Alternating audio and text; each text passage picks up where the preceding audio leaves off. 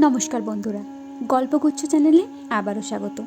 কাল জন্মাষ্টমী, তাই আজ এসেছি শোনাতে শ্রীকৃষ্ণের কিছু কথা। আজ গল্পটা শ্রীকৃষ্ণকে নিয়ে। আজকের গল্পটি ইন্টারনেট থেকে সংগ্রহ করা হয়েছে, শুনতে থাকুন। ভগবান কৃষ্ণের কাহিনী। শ্রীকৃষ্ণের লীলা সব বয়সের মানুষকে অনুপ্রাণিত, শিক্ষাদান এবং পথ প্রদর্শক করে চলেছে। লীলাগুলি বিশ্বস্তদেরকে ভগবান বিষ্ণুর সবচেয়ে মোহনীয় অবতারের কাছাকাছি যেতে উৎসাহিত করে।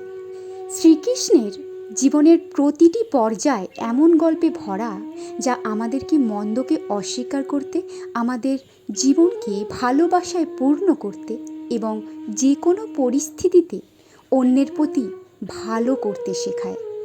ভারতীয় পৌরাণিক কাহিনী আকর্ষণীয় গল্পের একটি গুরুত্বপূর্ণ সম্পদ, যা আমাদের হাজার হাজার বছর ধরে সময়ের মধ্যে নিয়ে যায়।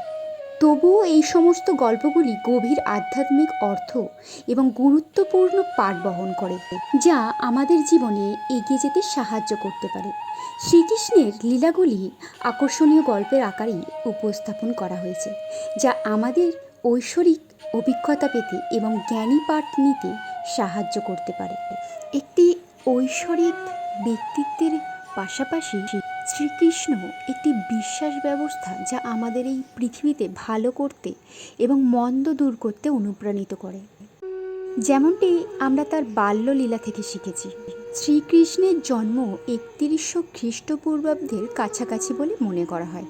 তার জন্মের গল্প শুরু হয় দেবকী এবং বাসুদেব দিয়ে, যাদেরকে মথুরার দুষ্টু শাসক দেবকীর ভাই কংস বেঁধে রেখেছিলেন।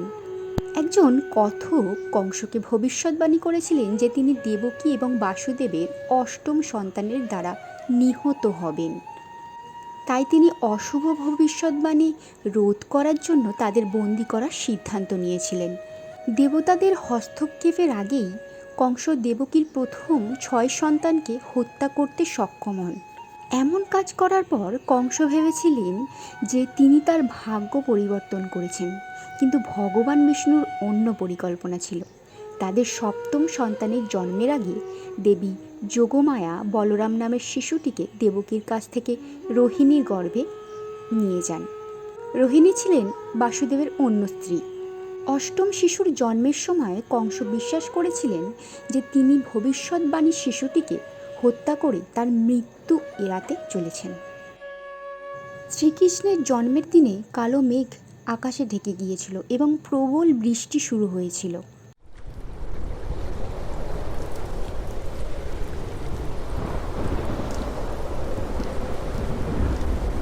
শিশুটির জন্মের সাথে সাথে একটি অলৌকিক ঘটনা ঘটে এবং সমস্ত কারারক্ষীরা অজ্ঞান হয়ে মাটিতে পড়ে যায়।